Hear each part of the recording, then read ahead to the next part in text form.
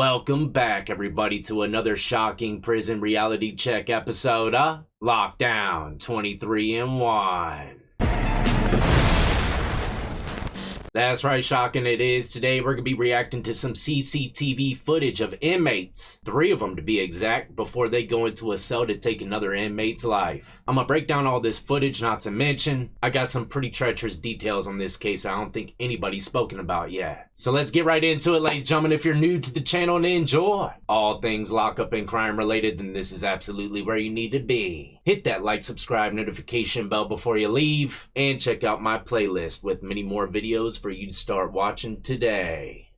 Alright, so before we get into the footage and the juicy details, let me just say this is more along the lines of an updated video. I covered this inmate's death when it first took place. His name is Kyle Bevan, and the footage I'm bringing your way today is the 3 inmates and what they were doing before and after they killed Kyle Bevan. But this is just one of a string of events that's been taking place in these UK prisons. We covered a story just, I think, a couple weeks before this one of the former Lost Prophets singer Ian Watkins getting killed in prison as well. They got him in his jugular. He bled out in his cell. And both of these inmates, Ian Watkins and Kyle Bevan, they both had horrible paperwork or crimes against children, women, stuff like that. Man, it doesn't fly with other inmates. But first and foremost, who is Kyle Bevan? Bevan was serving a life sentence with a minimum term of 28 years for the brutal murder of his partner's 2-year-old daughter, Lola James, in July 2020. Rest in peace, little Lola. He inflicted catastrophic high-impact head injuries on the toddler during a sustained assault. Prosecutors confirmed that he was specifically targeted by his killers because of the moral repugnance of this child murder conviction.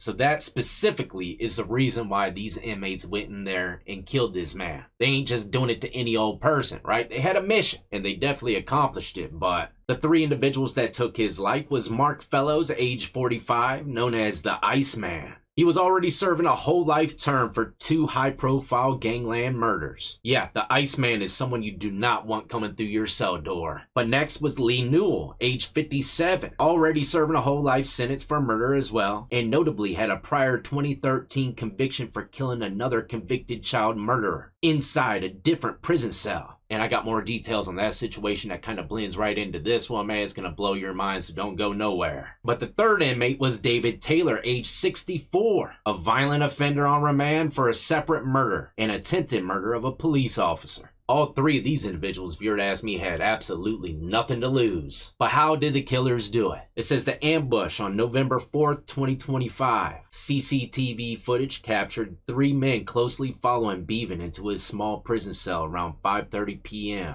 And we're about to react to that video here in 1 second. The entire attack lasted less than 5 minutes. The court heard that 2 of the men physically restrained Bevan by his arms while he was violently stabbed to either side of his neck and repeatedly across the front of his torso. After stabbing him more than 25 times and leaving him to bleed to death, the killers tucked his body nice and neat into his bed to make it look as though he was asleep. CCTV footage showed them leaving the cell in a relaxed, job-done mood, even shaking hands. Prison staff did not discover his body until the following morning's roll call after being tipped off by another inmate. Keep in mind, he was killed at 5 p.m. That means they didn't do no damn rounds, or they just thought he was sleeping. Now it says the killers used at least 2 improvised makeshift weapons. At least one of these weapons was a sharp blade fashioned from a metal component taken from the back of a television. The other weapon was never found.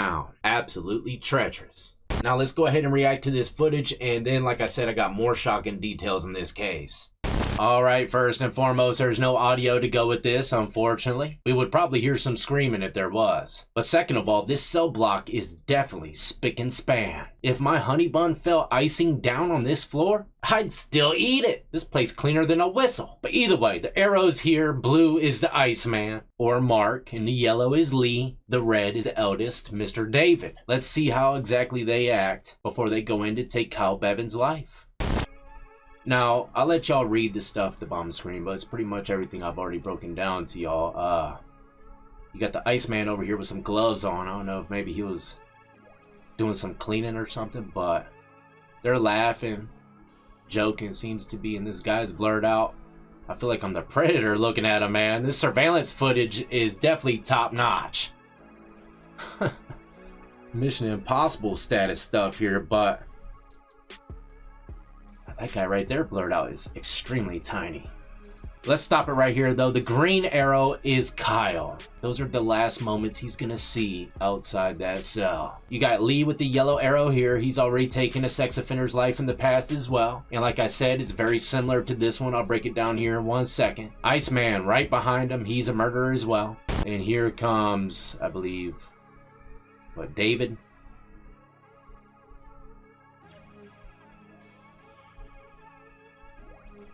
And now you're gonna see the guys come out the cell. Look, homeboy's looking at, Lee's looking at his hands. David looking sweaty, so is old Iceman. But the Iceman never melts, is what's rumored in the cell blocks. Wild to think that these were his last moments. He probably knew what time it was. Look how fast they rushed in there. See, me personally, I seen all those guys rushing in the cell. I'm gonna try to rubberneck a little bit, you know, jump across to the other side of the tier, get behind the cell door and start to peer.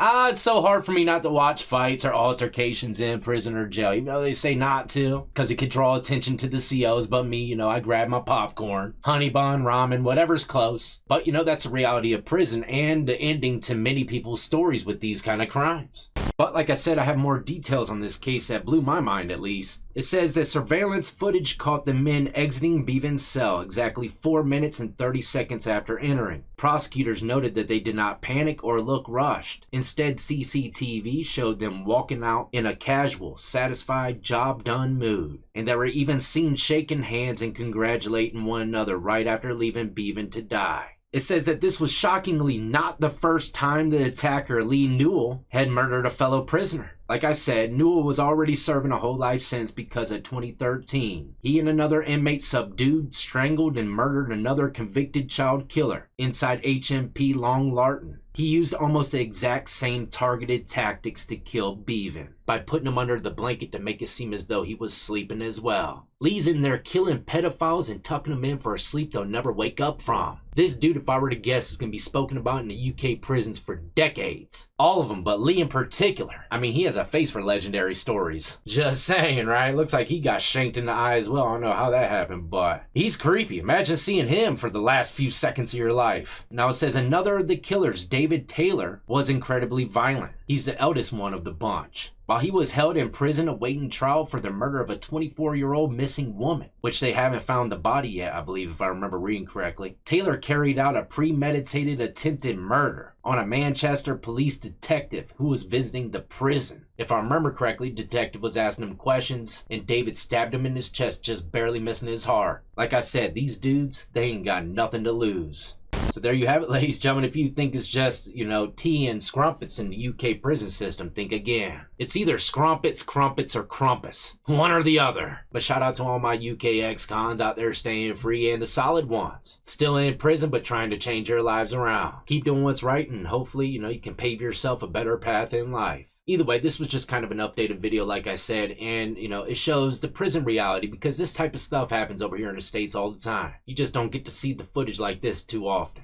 Either way, stay tuned, ladies and gentlemen. I think I'm going to react to another video that's kind of old, but I believe it's coming from Canada. I've been meaning to react to it for a very long time, man, but since I did this one, I think it will follow suit just right. It's footage as well showing an inmate handling the situation the next day after taking his cellmate's life on Halloween night. So be on the lookout for that, ladies and gentlemen, and the only way to do that is by hitting that notification bell, setting it to all. And as always, until the next time, y'all be easy, be safe, and more importantly than anything, stay free.